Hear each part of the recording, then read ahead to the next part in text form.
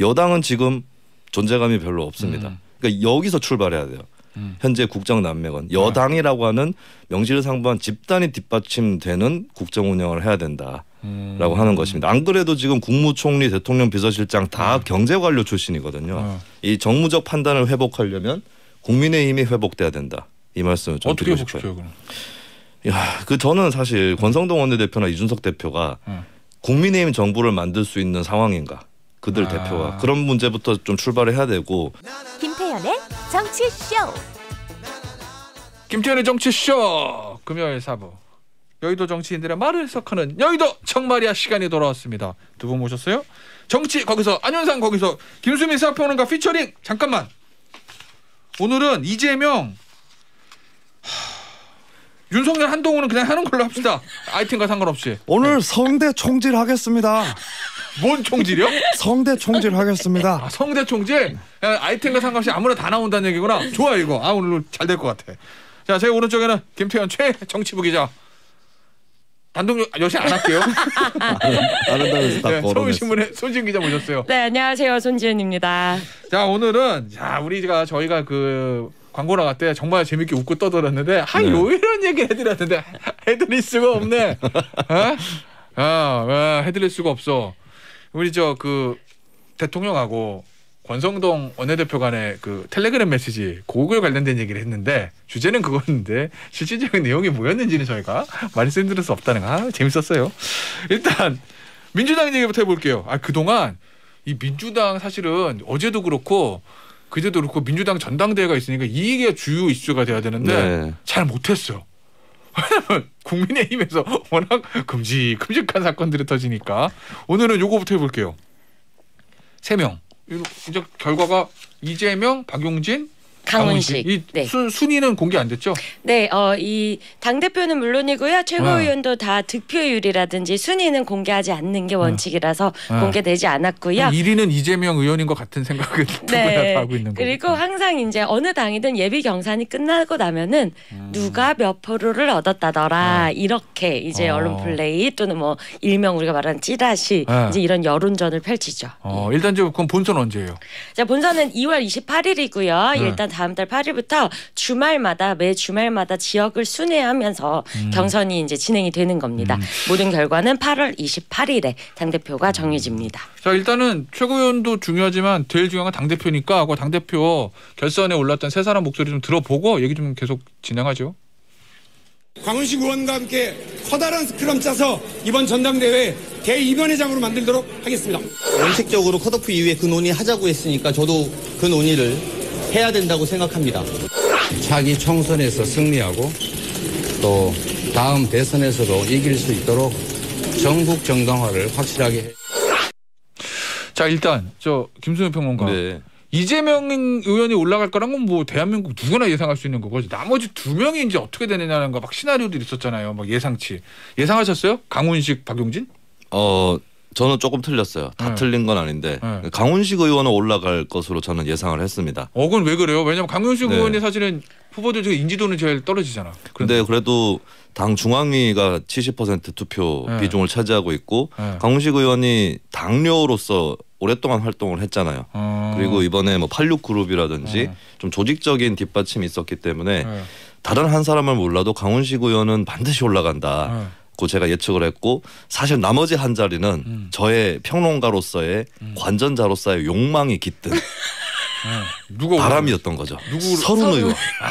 서른 의원이 올라간다면 아이템 폭발 때문에 그렇구나. 그렇죠. 토론회 한번 할 때마다 아이템 폭발하고 저도 섭외 더 들어오고 이렇게 되지 않을까 기대를 서른 의원에 대한 정치적 지지 여부를 떠나서 기대를 했는데 그렇지는 못한 것으로 드러났고 아무래도 박용진 의원은 여론조사에 도움이 있지 않았나. 대중적 인지도가 제일 높으니까. 네.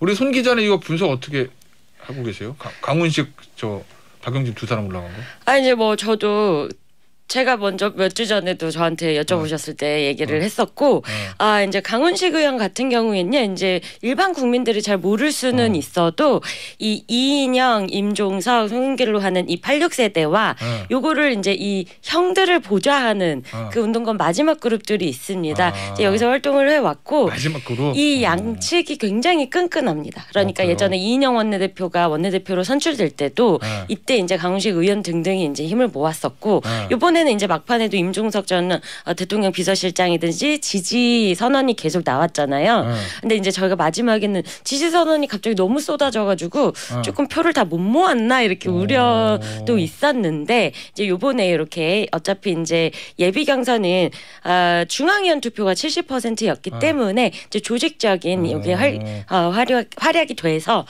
경선에 올라간 겁니다. 그럼 박용진 의원은 이제 인지도 여론조사 많이 얻었고, 네. 강훈식 의원은 그 586 형들이 좀 밀어줘서 쉽게 얘기하면 네, 그 맞습니다. 중앙위원 네. 조직표가 좀 있었다 이런 거구나.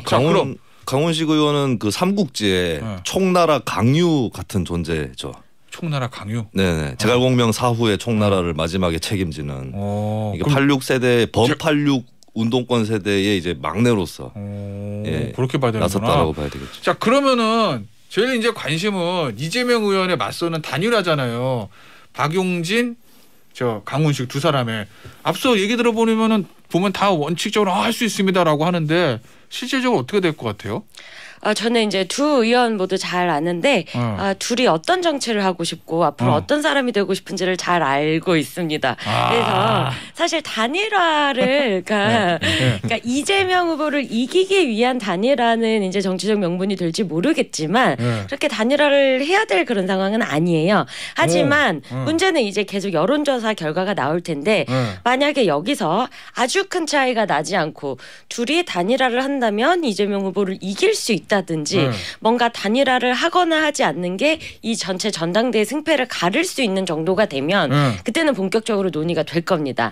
하지만 지난 대선 경선처럼 박용진 후보가 이제 그때 당시에도 완주를 했었죠. 그리고 둘 다 아직 좀 노세한 정치인들이 아니기 때문에 앞으로 쭉 가야 되는 정치 일정이 굉장히 길게 남아 있습니다. 그렇다면 완주를 하는 게 훨씬 또 도움이 되기 때문에 좀 여론조사 추이가 좀 중요할 것 같습니다. 어차피 단일화해도 못 이길 거라면 끝까지 완주해서 전국적으로 내 이름을 알리는 게 향후의 나의 목표. 두 사람 다 목표는 원탑일 거 아니에요. 그렇죠. 언젠간. 그게 그래서 낫다. 인지도 플러스 나의 정치적인 그 길, 가치를 계속 국민 앞에 선보이는 게 더 낫죠. 어떻게 보세요, 단일화? 저는 그래도 컷오프 전에보다는 단일화 가능성은 높아지지 않을까. 일단 이제 기본적 상식적인 부분으로는 어차피 3등을 할 바에는 양보를 하는 게 나을 수도 있다. 이런 생각은 또 할 수 있고, 이게 일반인적 생각이에요. 우리가 그 상황이었더라도 크게 뭐 1등한테 이기지도 못하는 상황에서 뭐 3등으로 질 바에는 양보를 하는 게 더 낫지 않을까 생각을 할 수가 있고, 그리고 2등으로 지더라도 격차를 좁혀야 되기 때문에 단일화를 하는 게 좋겠다라는 생각은 충분히 할 수 있죠. 다만 한 가지 변수가 있다면 강훈식 대 박용진이에요. 여기서 내가 단일화 승부를 했는데 지면 앞으로도 지는 거 아니냐, 이 사람한테, 상대방한테. 그 부분은 그래서 그 부분은 그렇기 때문에 끝까지 그냥 가보자 이렇게 생각은 할 수 있을 것 같아요. 알겠습니다. 이제 민주당 전당대회 8월 28일까지 한 달 정도 남았는데 뭐 여러 가지 변수들이 있긴 한데 아무래도 딱 떠오르는 거는 이재명 의원의 어떤 일종의 사법 리스크. 근데 이거를 전당대회 출마했던 사람 중에서 제일 많이 얘기했던 사람이 서른 의원하고 박용진 의원인데, 박용진 의원은 본선 올라갔잖아요. 네. 그러면 이제 계속 이 얘기 할 거잖아요. 네, 이제 토론회 때 이제 이 얘기가 이제 쟁점이 될 수밖에 없는데, 이거는 또 민주당이 굉장히 지금 속내가 복잡합니다. 이제 선거가 치열하게 붙었기 때문에 이 내용에 대해서도 계속 이야기를 해야 하는데 일단 이재명 후보가 굉장히 유력하고 그리고 차기 대권 주자인 거는 아직은 맞잖아요. 그럼 계속 우리 후보가 상처가 나는 담론이 매주 반복되는 데에 대해서는, 근데 그렇다고 그 얘기를 빼고 선거를 치를 수는 없기 때문에. 왜냐면은 법인카드 같은 경우에 8월 중순에 수사 결과 경찰한테 발표한다고 그랬으니까. 네, 그래서 이재명 후보의 출마를 만류했던 사람들은 이게 왜 계속 거론되도록 만드느냐, 이제 이런 우려가 있었습니다. 이게 영향 끼칠까, 전당대회 때? 영향을 안 줄 수는 없다고 봐요. 어차피 이제 이재명 대 이재명의 대결인 거거든요. 1차적으로는. 네. 그런 이상은 이재명 대 이재명이라고 했을 때는 한쪽은 어쨌든 지난 대선에서 지긴 했지만 박빙의 승부를 만들어냈고 대체할 인물이 없다라고 하는 그 맥락에서의 이재명과 그리고 사법 리스크 그것도 여러 가지 사안에서의 사법 리스크가 걸려있는 이재명. 이 대결은 나올 수밖에 없는 거고 당원들 입장에서도 이렇게 대표로 만약에 세우게 된다면 근데 사법 리스크가 더 불거졌는데 대표로 세우게 되면 민주당 입장에서 우리는 예전에 조국 수호 하듯이 가겠다라고 하는 그런 이미지를 줄 수 있고 앞으로 수사가 또 뭐 백현동이라든지 성남FC에서 계속 될 텐데 이게 총선 일정이랑 또 맞아 돌아갈 거거든요. 거기에 대한 당원들의 불만이라든지 불안은 분명히 있을 거예요. 그런 의미에서는 이번 전당대 최고의 변수는 사법 리스크다. 저는 심지어 이게 국민의힘에도 영향을 줄 거라고 봐요. 국민의힘이요? 예, 국민의힘에서도 예, 저는 이런 얘기가 나올 거라 봅니다. 우리가 민주당의 이재명 사법 리스크의 덕을 볼 수 있는데 우리 당 대표도 사법 리스크에 걸려 있는 거 아니냐. 이 얘기가 민주당 8.28 전당대 기간에 국민의힘에서도 불거질 수 있다. 예, 그런 의미에서는 당분간 사법 리스크 전국이라고 봐도 무방하지 않을까 싶어요. 자, 그러면 사법 리스크가 있는 또 하나의 대표 지금 뭐 지방을 떠돌고 있지만. 국민의힘 이준석 대표 얘기해 볼게요. 야, 이 물 흐르듯한 이러한 아이템이잖아. 물 흐르듯한이라고 말 안 하면은 더 물 흐르듯한데 네, 살짝 도로 한번 가둬놓은 듯한 느낌이 듭니다. 그렇구나. 그냥 넘어가야지. 다음부터는 이준석 대표 얘기인데 이 내부 총질 문자 요 이후에 어제 권성동 원내대표하고 대통령이 처음 만난 거죠? 어제 무슨 일이 있었어요? 네, 일단 이 정조대왕암 진수식에서 만났고요. 권대행에게 힘을 실어주는 듯한 이제 그런 장면이 포착이 됐습니다. 그리고 대통령도 이제 저도 취재해봤더니 대통령이랑 권대행이랑 이제 비행기 내에서도 이야기를 나눴었고 행사장에서도 이야기를 나눴었고 그리고 이제 구체적인 이야기는 이제 권 대표가 하지 않는다 이게 원칙이다라고 밝혔기 때문에 그렇지만 일단 그 옆에 있었던 많은 분들 이야기로는 이제 요 문자 공개가 된 것 자체를 하나의 해프닝으로 보고 고생했다 이렇게 하고 넘어가는 같이 이제 넘어가는 이걸 가지고 뭐 권대행을 불신임한다든지 이런 분위기가 아니었다. 그리고 왜냐하면 문자 내용도요 사실 내부 총질이 문제가 된 거지만 원래 그 맥락으로는 우리 권대행이 잘하고 있다라는 취지의 문제였잖아요. 전반적인 취지 내용 그렇죠. 내부 총질하는 이 대표가 없고 지금 상황에서 권대행과 우리 당이 잘하고 있다 이 이야기를 하려고 했던 거였기 때문에 그 내부 총질한 표현 없으면 이 대표 없는데도 권대행이 고생하십니다 이러면 그냥 훈훈한 얘기야 그냥. 그렇죠. 네. 내부 총질이 들어가가지고 그런 건데. 근데 윤석열 대통령이 권성동 원내대표한테 며칠 고생하셨습니다. 뭐 이렇게 얘기를 했다고 전해지는 거잖아요. 이게 혹시 또 다른 의미가 아닌가. 어제 있었던 TV조선 단독 보도인데 대통령실이 정무수석 등이라든지 이쪽을 통해서 당 지도부에다가 비대위로 전환하는 게 좋겠다. 대통령실이 물론 이건 더 사실을 확인을 해봐야 되겠지만 그래서 대통령실 의중은 오히려 또 그 권성동 원내대표도 물러나야 된다. 그러니까 며칠 고생했다는 것이 이제 더 이상 고생하지 마십시오. 이런 의미는 아닌가. 사표 받기잖아요. 그동안 고생해서 이것처럼. 네. 아니 근데 저도 이걸 물어보려고 그런 게 어제 딱 보면은 권성동 원내대표 힘을 실어주는 것 같은데 어제 TV조선 단독 보도에 그거 나왔다는 거잖아요. 비대위 체제. 근데 비대위가 되면 권성동 원내대표 내려와야 되잖아요. 그렇습니다. 근데 오늘 중앙일보 단독 보도인가 보니까 오늘 최고위원 회의가 원래 어제 있어야 되는데 오늘 하는구나. 네. 거기서 열리는데 배현진 최고위원이 사퇴할 수도 있다. 네. 뭐 그럼 최고위원 뺑뺑 사퇴하면 최고위원 붕괴되고 비대위 가고 이런 거잖아요. 그래서. 네, 왜냐하면 지금 이준석 대표의 징계 이후에 조기 전당대회라든지 비대위 전환을 주장하는 이제 일부 의원들이 있었는데 그게 다 방법이 없습니다. 왜냐하면은 이준석 대표가 거리가 아니고 사고다라는 걸로 결론을 냈기 때문에 그러면 방법은 최고위원들이 최고위를 사퇴해서 최고위를 붕괴시키는 겁니다. 그러면 비대위로 전환을 하면 되는데. 근데 이 움직임이 그 징계 직후에도 처음에 있었어요. 비대위에 간다. 조기 전당대회를 주장하는 목소리가 있었고 비대위로 가야 된다는 목소리가 있었는데 하지만 당시에 윤 대통령과 권성동 원내대표가 만나서 저녁을 먹고 이제 윤핵관들도 참석을 했었죠. 그러면서 윤 대통령이 권대행 체제를 지지한다는 게 확실해져서 그 이야기가 없어졌던 겁니다. 그런데 지금 다시 오늘 아침 어제부터 이런 이야기가 나오고 있고 자 일단 첫 번째 김기현 의원 차기 당권을 이제 염두에 두고 있는 김기현 의원이 오늘 아침에 페이스북에 비상시기다. 비상조치가 필요하다. 비상시기에는 비상조치가 필요하다. 요 말을 다시 꺼냈습니다. 비대위 갔다가 전당대 하자는 얘기가. 네, 비대위 하자는 거고요. 그리고 배현진 최고위원 오늘 오전 최고위 회의에서 공식 발언하지 않았고요. 혼자서만 공개 발언하지 않았고 지금 최고위 사퇴를 염두에 두고 있습니다. 그런데 문제는 한 명만 사퇴한다고 하면은 이게 뭐 그러니까 이 회의를 열지 못할 정도의 그 최고위가 다 나가야 다시 비대위를 꾸릴 수 있는 거기 때문에 요거는 이제 좀 지켜봐야 합니다. 그런데 네 명이 사퇴를 해야 되나요? 그러니까 이 과반이 참석을 해야 이 최고위회를 열 수 있잖아요. 그렇기 때문에 이제 최고위원들이 나가면은 이 정족수를 못 맞추면 이제 그때는 붕괴로 볼 수 있는 겁니다. 자, 그런데 여기서 핵심은 윤석열 대통령이 분명히 대응 체제를 지지를 했기 때문에 그게 다 수면 아래로 가라앉았단 말이에요. 근데 어제 오늘 이 얘기가 나온다는 거는 분명 누군가 윤 대통령의 의중이 이렇다, 바뀌었다라고 사실과 상관없이 사실일 수도 있고 아닐 수도 있지만 이거를 당내 구성원들한테 전했다는 거죠. 그렇기 때문에 지금 이렇게 다른 움직임이 있는 겁니다.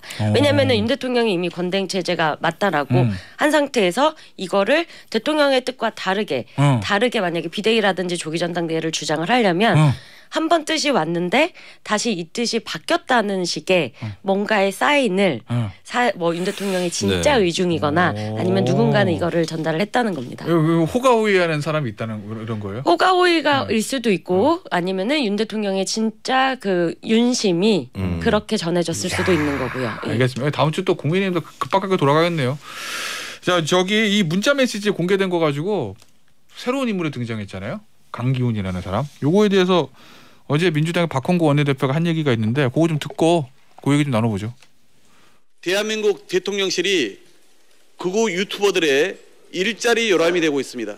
당사자인 강기훈 씨는 극우 정당인 자유의 새벽당 대표였다는데 과거 행적을 보면 탄핵의 서막 여론조작, 4.15 부정선거 등 왜곡된 영상을 올리며 활동한 인물입니다.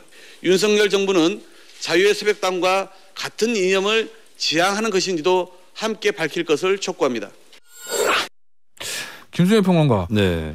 박홍근 원내대표가 뭐 이런 얘기 한 거잖아요. 대통령실에 극우 유튜버들의 일자리가 되고 있다. 네네. 이 말에 동의하세요? 뭐 일자리 한 명이 전에 나왔었죠. 유튜브 관련자가 안정권 씨 누나가 나왔었는데 뭐 그렇게까지 일자리가 되고 있다라고 하는 거는 뚜렷하게 기준은 없는 거잖아요. 일자리 몇 개가 들어가야지 그렇게 얘기할 수 있는지. 근데 어쨌든 공격 포인트는 극우에 있는 것 같아요. 이제 극우로 관한 거 아니냐. 한 명이든 두 명이든 극우 성향을 가진 사람한테 들어가 있다. 네, 사실 국민의힘이 지난 몇 년간의 침체를 일단 극복하고 정권을 다시 창출을 한 것은 탄핵 이후에 쌓여 있는 이미지, 굉장히 부정적이었던 뭐 5.18 관련, 뭐 또 탄핵 관련, 부정선거 관련 이런 것들을 이제 떨쳐왔기 때문인데 민주당 입장에서는 그때의 그 당으로 다시 돌아가는 거 아니냐. 이것만큼 큰 호재는 없다라고 판단을 했겠죠. 이걸 더 키우는구나 민주당은요. 네, 그렇습니다.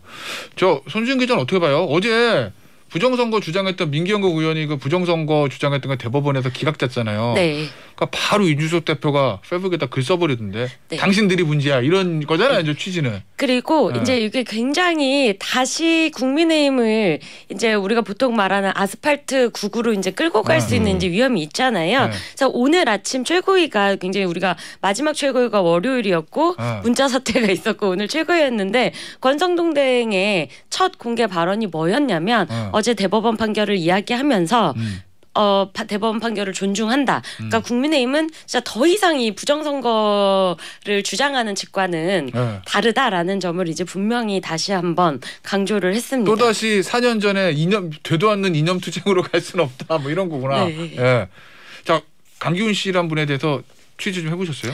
네, 일단 오늘 요새 출연하는 분마다 그걸 물어봐요. 나도 궁금해가지고. 네.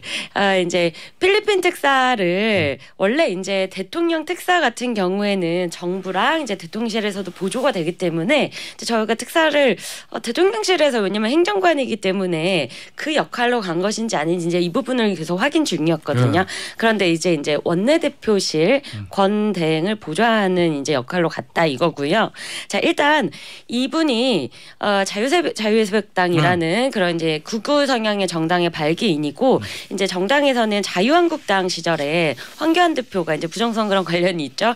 그 당시에 이제 단식 투쟁하고 할 때 이제 별도로 독자적으로 동조 단식을 했었고 굉장히 이제 그런 활동을 많이 해왔습니다. 그리고 이번 대선에서는 선대위나 선거 캠프에서 공식적인 직함을 이렇게 맞아서 막 조직 활동을 하지는 않았으나 계속 이제 SNS나 이런 활동들을 굉장히 열심히 하고 이재명 후보를 공격하는 데서 좀 이제 많은 사람들한테 눈에 띄었고 이제 이게 후보에게 뭐 동향 보고라든지 이런 걸로 이제 주변에서는 다 알고 있는 인물이었습니다. 네. 일종의 외곽 캠프 뭐 이런 거구나. 네, 그런데 이게 문제는요. 이게 지금 윤석열 대통령 지금 대통령실 채용 문제가 계속 비슷한 문제가 계속 되잖아요.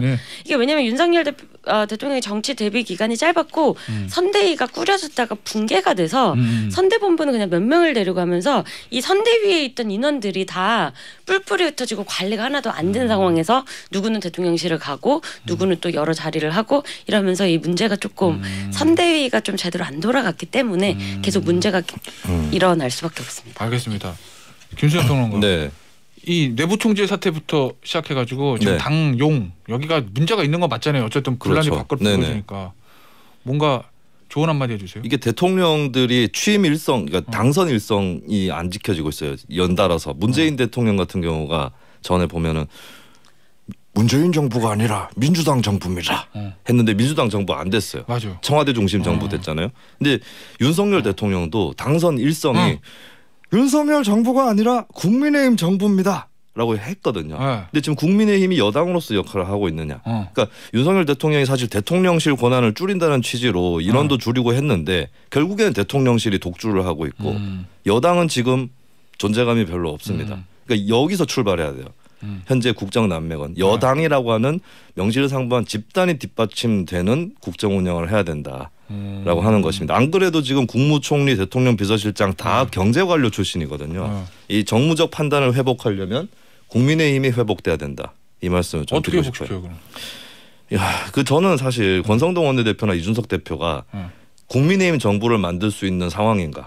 그들 대표가 그런 문제부터 좀 출발을 해야 되고 이거를 딱 정책적인 것부터 시작을 해서 추진을 강력하게 할 수 있는 그런 대표가 나올 필요가 있지 않을까 그렇게 보여요. 알겠습니다. 오늘 여의도 정말이야 여기서 마무리할게요. 지금까지 손지은 기자, 김수현 평론가였어요. 감사합니다. 고맙습니다. 감사합니다.